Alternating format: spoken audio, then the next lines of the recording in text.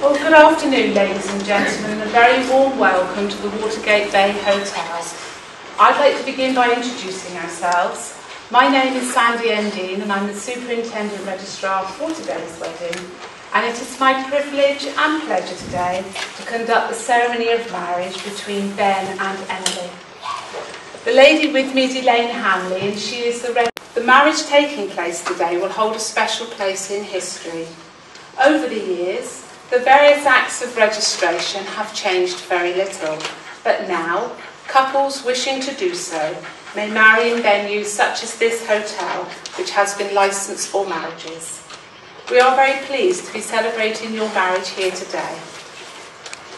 This place in which we are now met has been duly sanctioned according to law for the celebration of marriages.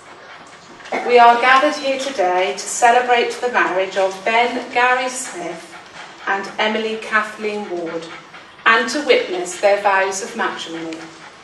I know it means a great deal to them that you can be here, commitment to each other for the rest of their lives. Marriage is not an easy path. It requires devotion, the ability to listen, the wisdom to know when life holds for them. Today, you will exchange vows which will unite you as husband and wife.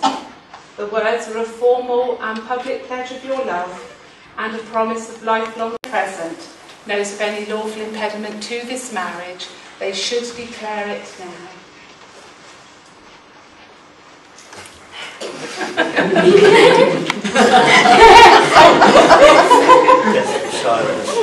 Is your full name Ben Gary Smith? It is. And is your full name Emily Kathleen Ward? It is. Before you are joined in matrimony, I am required by law to remind you of the solemn and binding character of the vows you are about to make. Marriage, according to the law of this country, is the union of one man with one woman, voluntarily entered into for life, to the exclusion of all others. But more than this, marriage is a relationship based on love and trust, encouragement and support, and the sharing of joy and laughter. Now I'm going to ask each of you in turn to declare that you do not know of any lawful reason why you should not be married to each other. So if the bridegroom would reply, I am, to the following question. Are you, Ben Gary Smith, free lawfully to marry Emily Kathleen Ward? I am. And now the bride. Are you, Emily Kathleen Ward, free lawfully to marry Ben Gary Smith? I am. And now I have an important question for the bride's father. Mr. Ward, do you wish to give the hand of your daughter Emily in marriage to Ben Gary Smith? Yes, I do. Take your seat. And I'd like to ask Becky to come forward. She's going to do a reading for us. Pounds of love, half a pound of good looks, 1 pound of sweet temper, half a pound of youth, half pounded wit, half pound of good humour, 2 tablespoons of sweet argument, 1 pint of rippling laughter, 1 wine glass of common sense, and dish a dash of modesty. Put the love, good looks and sweet temper into a well-furnished house. Beat the butter of youth to a cream and mix well together with the blindness of fools. Stir the pounded wit and good humour into the sweet argument, then add the rippling laughter and common sense. Add a dash of modesty and work the whole lot together until everything is well mixed. Bake very gently forever.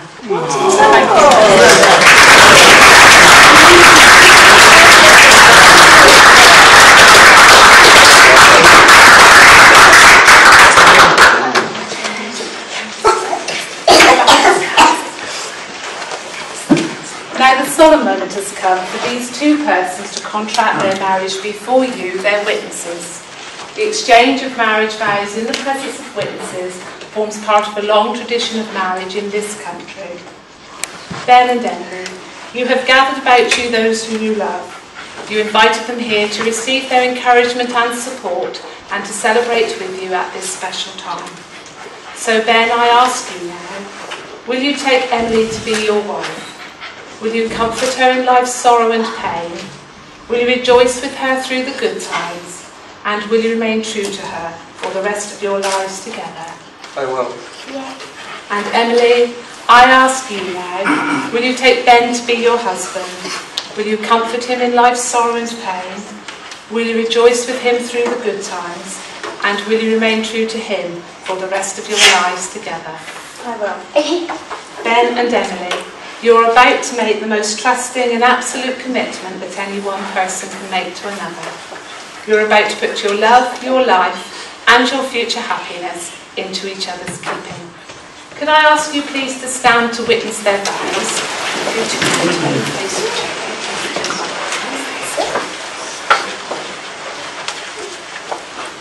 And if the bridegroom would repeat after me. I, Ben, take you, Emily, to be my wedded wife. And now the bride.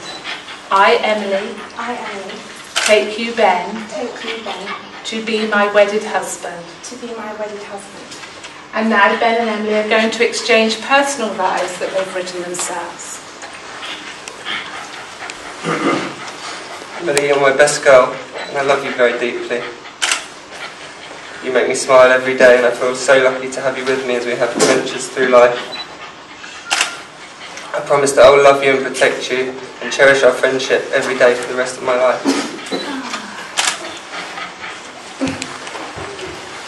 Ben, I am proud and honoured that you are my partner in life. Your creativity, boundless determination and incredible capacity for warmth are only some of the reasons that I fell and remain completely in love with you. I promise to cherish and protect our love and our friendship every day for the rest of our lives together. And now I'd like to ask Petri to step forward and do reading for us. W.B. Yeats, chosen by the bride and groom. This is When You Are Old. When you are old and grey, and of glad grace, and loved your beauty with love, false or true, but one man loved the pilgrim soul in you, and loved the sorrows of your changing face. And bending down beside the glowing bars, murmur, a little sadly, how love fled, and paced upon the mountains overhead, and hid his face amid a crowd of stars.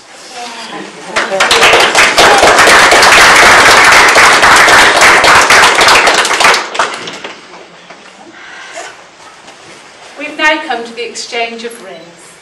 The wedding ring is the ancient and traditional way of sealing the vows you have both just made.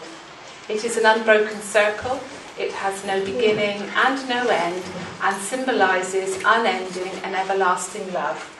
It is the outward sign of the lifelong promise you have just made to each other. So I'd like to ask Chris to step forward, please. Would you like to give your bride's ring to the bridegroom? No, that's it. And if you'd like to place the ring on your bride's finger,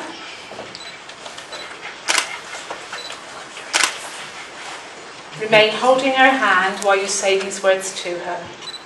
Emily, please accept this ring. Emily, please accept this ring. As a symbol of my love. As a symbol of my love.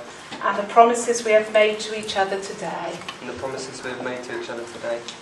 And now I'd like to ask Aaron to step forward. If you'd like to give this to me. Thank you. If you'd like to place the ring on your bridegroom's finger.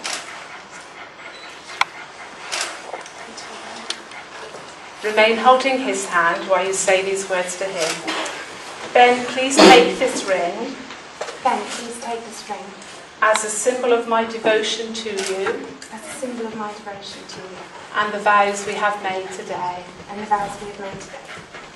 Ben and Emily, you have both made the declarations prescribed by law and have made a solemn and binding contract with each other in the presence of your family and friends gathered here today.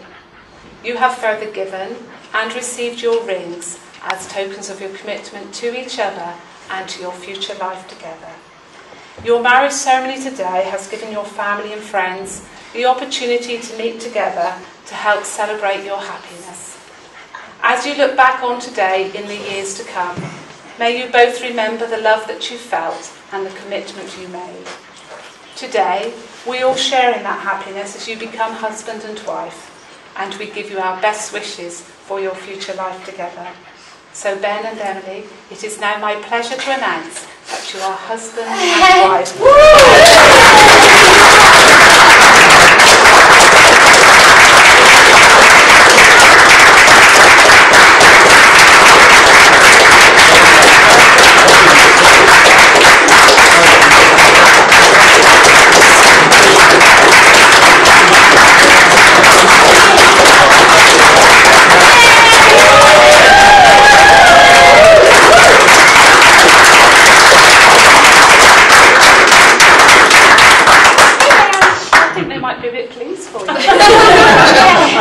If I could ask you then please all to be seated.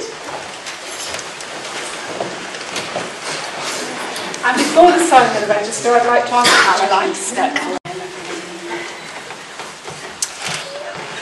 Such plainness of the pre-barod hardly involves the eye, until it meets his left hand gauntlet, still clasped empty in the other, and one sees with a sharp, tender shock his hand from holding her hand. They would not think to lie so long. Such faithfulness in effigy was just a detail friends would see. The sculpture's sweet commissioned grace thrown off in elegant to prolong the Latin names around the base.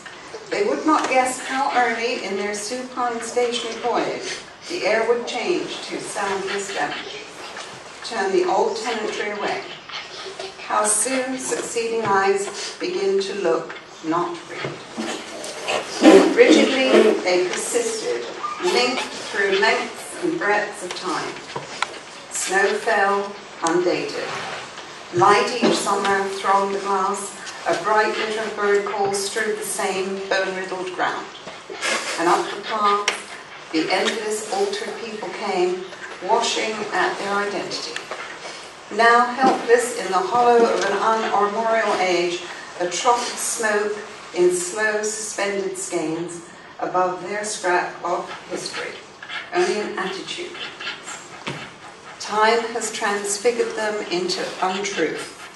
The stone fidelity they hardly meant has come to be their final blazon, and to prove our almost instinct, almost true. What will survive of us is not.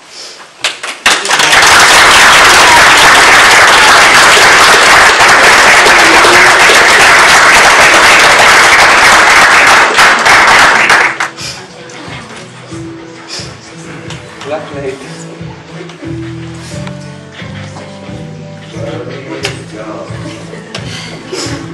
Don't sing, dance, and don't walk. Long as I can have you, you will see. I'd much rather be forever